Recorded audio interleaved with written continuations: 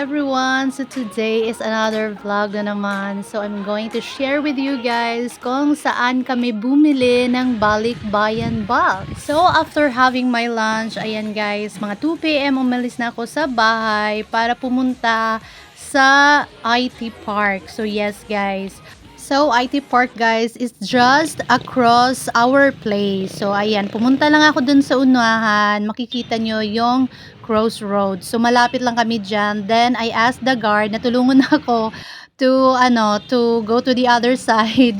Oo, kasi ang daming sasakyan guys, my God. So, pag nakabike ka lang, pwede ka dito sa entrance na to. But pag nakamotor ka nakasasakyan, no, you really need to go to the main entrance guys. So, doon talaga kayo dadaan.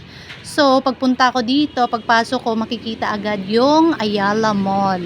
So, after that, hinanap ko yung LBC guys kasi bibili ako ng box because we thought meron silang Balikbayan box. So they said na yung LBC is nandun daw sa main entrance ng IT Park. But when I go there guys, ang sabi ng guard doon na side is that nakalipat na pala sila sa Ayala Mall. So kanina andun na sana ako. So ayun, lumakad na naman ako guys, pabalik. Oh my God, ang layo na ng nilakad ko, nakakapagod. Tapos babalik na naman papuntang Ayala. So yes, it's Ayala Mall Central Block. So yan yung pangalan ng Ayala Mall inside IT Park guys. So I think it's located in 4th floor ata yung LBC guys. So as in, ang hirap hanapin ng ng area nila. So kung kayo pupunta doon, magtanong na lang kayo sa guard. So when I was there guys, wala silang 20 by 20. Yung 15, parang 15 by 10 lang ata yung pinakamalaki doon sa LBC.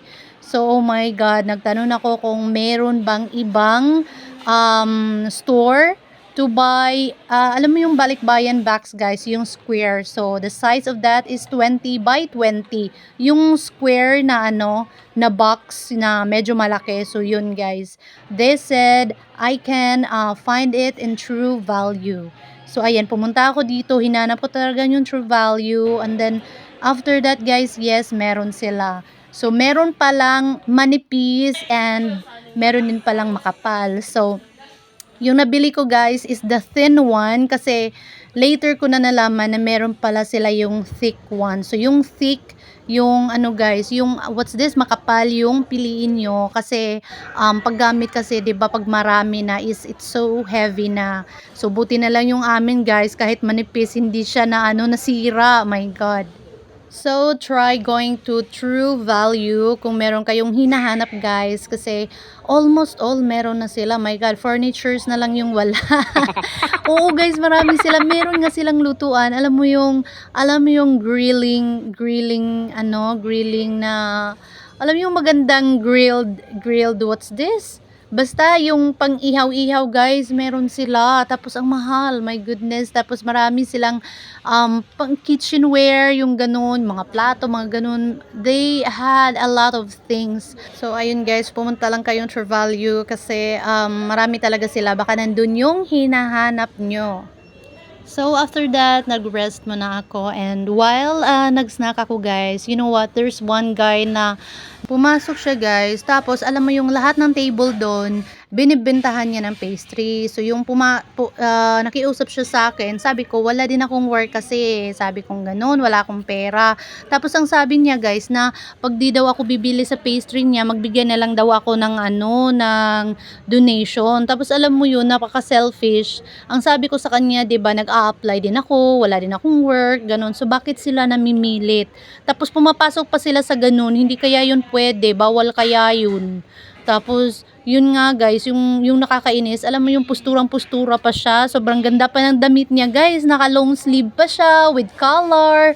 Alam mo yun, tapos ganun yung ginagawa nila. For me, it's like begging na kasi you're asking the person to give you money without doing anything. Like, nagtitinda nga, pero pag hindi bibili, wag kang mamimilit or wag kang manghihingi ng pera. 'Di ba? Hindi maganda. And alam mo ba guys, sabi pa niya na magte-take daw kasi siya ng exam, ewan ko kung anong exam yung sinasabi niya, kailangan daw niya ng money, ganito ganyan. Pero alam nyo, obviously, hindi siya nagsasabi ng totoo, he's lying. Alam na alam ko yun. Alam mo yung makikita mo talaga sa mukha niya na naglalay lang siya para lang siya bigyan ng pera. Alam mo yung ginagamit nila yung, kasi ma'am, student pa ako, ganito, ganyan. Actually, nagbigay din naman ako ng konti that time, no? Pero next time, I'm sure hindi na ako magbibigay. Kasi obvious na obvious talaga guys na hindi totoo yung sinasabi niya. Sinabi niya lang yon para magkapera. So, hindi siya maganda. So, kung kayo guys, huwag kayong magbigay. Kasi alam mo, pag nagbibigay tayo palagi is dadami yan sila ng dadami. Tapos, di ba ang pangit na marami ngayon, sobrang, alam mo yung sobrang postura, sobrang, alam mo yung healthy naman siya. Tapos, I think he's younger than me. So, bakit kailangang, alam mo yung manghihingi ka lang just because the person didn't buy the item or kung ano yung binibenta mo, so manghihingi ka na lang, ganun, 'di ba? Normal po 'yun na pag nagbebenta ka, meron talagang magre-refuse kasi you don't know din naman kung ano yung problema nila sa buhay, ano kailangan din nila ng pera, 'di ba? So normal na may mag-refuse. Tapos yung nagbebenta ka, may hindi muna, next time na lang, ganun. Normal lang po 'yun. Hindi po kayo dapat namimilit, 'di ba? Manghingi ng pera kasi hindi niyo rin alam kung anong problema ng ibang tao. 'Di ba? So be ano naman kayo, be sensitive din naman kayo, hindi lang kayo yung nangangailangan dito sa mundo. So, ayun lang. Yung ibang tao may pera, so that doesn't mean na hingiin nyo, 'di ba? So, tigilan nyo yung maghingi-hingi, guys, kasi sobrang pangit ng ganyan, napaka-healthy nyo, tapos nanghihingi lang kayo. So, yes, I think that's it, guys. Thank you so much for watching my video and see you next time. Bye!